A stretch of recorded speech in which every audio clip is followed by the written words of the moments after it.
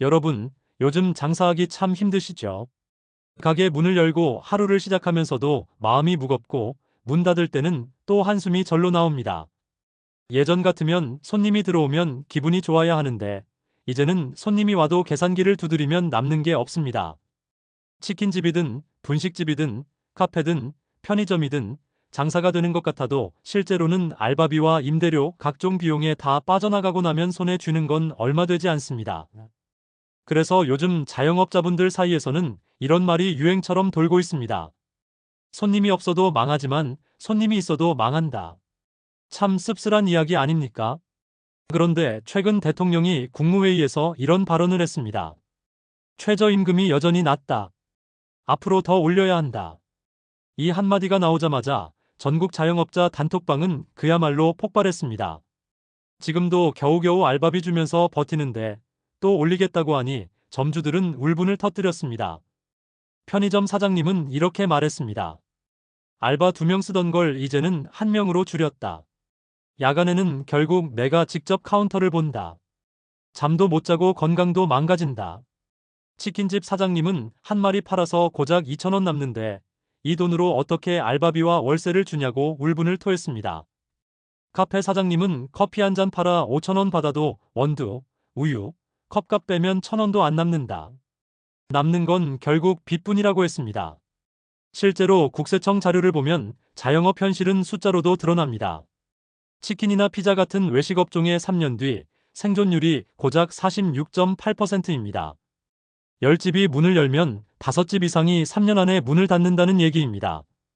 작년 한 해만 100만 명이 넘는 자영업자들이 폐업 신고를 했습니다. 역대 최고치였습니다. 그 숫자는 단순한 통계가 아니라 100만 개의 가정이 무너졌다는 의미입니다. 그 안에는 퇴직금을 털어 가게를 차린 사람도 있고 대출을 받아 카페를 연 부부도 있고 전통시장에서 대를 이어 장사하던 상인도 있습니다. 숫자 뒤에는 수많은 눈물과 사연이 있습니다. 길을 걷다 보면 이 현실이 그대로 보입니다. 어제까지만 해도 불빛이 켜져 있던 가게가 오늘 가보니 임대문이라는 종이가 붙어 있습니다. 단골로 다니던 분식집이 어느 날 갑자기 사라지고 시장의 활기도 예전 같지 않습니다. 전통시장의 상인들은 손님 발길이 뚝 끊겼다고 하소연합니다. 온라인 쇼핑몰에 밀리고 대형마트에 밀려 이제는 세금과 카드 수수료, 임대료까지 감당할 수 없어 하나둘 자리를 정리합니다. 편의점은 24시간 돌아가야 하지만 야간 알바비가 너무 비싸서 사장님이 직접 밤을 새며 가게를 지키는 경우가 많습니다.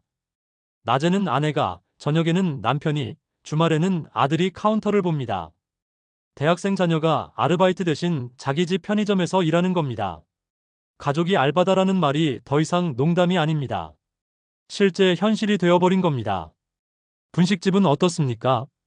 밀가루, 식용유, 김치값이 다 올라 원가가 치솟았습니다. 손님이 많아도 남는 게 없으니 결국 허탈합니다. 하루 종일 김밥을 싸고 떡볶이를 끓여도 저녁에 계산기를 두드리면 5만 원도 안 남는다는 하소연이 들립니다. 치킨집은 배달앱 수수료까지 붙으니 더 어렵습니다. 한 달에 배달앱 수수료만 수십만 원, 많게는 100만 원이 넘습니다. 알바비, 월세, 전기세를 내고 나면 사장은 빚을 갚기 위해 더 빚을 내야 하는 악순환에 빠집니다. 이런 상황에서 주휴수당 이야기가 나왔습니다. 정부가 초단시간 아르바이트생에게도 주휴수당과 유급휴일을 적용하는 방안을 검토 중이라고 합니다. 예를 들어 주 15시간만 일해도 하루치 임금을 더 줘야 한다는 겁니다. 근로자 입장에서는 환영할 일이지만 사장님 입장에서는 충격입니다. 사람 1명 쓰는 게 사실상 2명 쓰는 것과 같은 부담이 되니까요. 그래서 자영업자들은 이러다 가족이 다 가게로 끌려 나와야 한다며 절망합니다. 상황이 이렇게 되자 자영업자들이 거리로 나왔습니다. 서울 광화문에서 수백 명의 편의점 점주와 소상공인들이 모여 최저임금 인상 반대를 외쳤습니다. 피켓에는 알바비 주려고 가게 열지 않는다. 사장도 노동자다라는 문구가 적혀 있었습니다. 마이크를 잡은 한 점주는 울먹이며 이렇게 말했습니다. 가게를 하루 20시간씩 열어도 적자입니다. 내 몸은 망가졌고 집은 전세에서 월세로 바뀌었습니다. 아이 학원비는 꿈도 못 꿉니다. 이러다 다 무너집니다. 사건 사고도 잇따릅니다. 치킨집 사장이 직접 배달을 나갔다가 교통사고를 당한 일이 있었습니다. 병원에 입원했지만 대체 인력을 쓸 돈이 없어 가게 문을 닫을 수밖에 없었습니다. 남은 건 빚뿐이었습니다. 또 어떤 점주는 빚더미에 앉아 결국 파산 신청을 했습니다. 퇴직 후 노후를 위해 시작한 장사가 오히려 가족을 흩어놓는 결과를 낳았습니다. 남편은 공사판에 나가고 아내는 마트 계산대에 서고 자식들은 학업을 포기했습니다. 가게 하나 무너진 게 아니라 가정이 통째로 무너져 버린 겁니다. 그렇다고 희망이 전혀 없는 건 아닙니다. 이런 절망 속에서도 작은 안전망을 찾는 자영업자들이 있습니다. 바로 노란우산 공제입니다. 노란우산은 자영업자의 퇴직금이라고 할 수 있습니다. 회사 다니는 직장인은 퇴직하면 퇴직금을 받지만 사장은 그런 게 없습니다. 가게를 닫으면 남는 건 빚이거나 빈 통장뿐입니다. 노란우산은 그 공백을 채워주는 제도입니다. 매달 일정 금액을 적립해두면 폐업이나 경영난이 닥쳤을 때 목돈처럼 쓸 수 있습니다. 실제로 올해 상반기에만 14만 5천 명이 새로 가입했습니다. 온라인 가입은 전년보다 28%나 늘었습니다.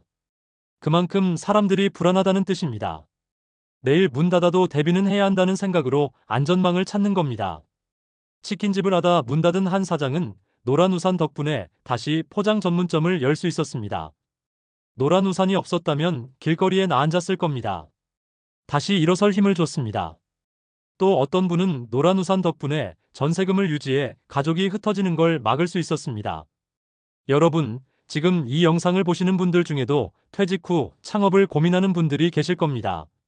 하지만 현실은 녹록지 않습니다.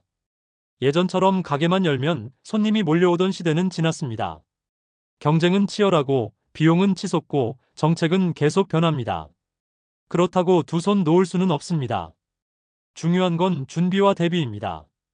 안전망을 챙기고 정책 변화를 살피고 무엇보다 가족과 상의하며 지혜를 모아야 합니다. 힘든 시절입니다. 하지만 무너진 자리에서도 길은 열립니다. 막막한 오늘에도 작은 빛은 있습니다. 오늘 이야기가 여러분께 작은 위로와 도움이 되기를 바랍니다. 여러분의 가게, 여러분의 인생이 그 빛을 놓치지 않기를 진심으로 바랍니다.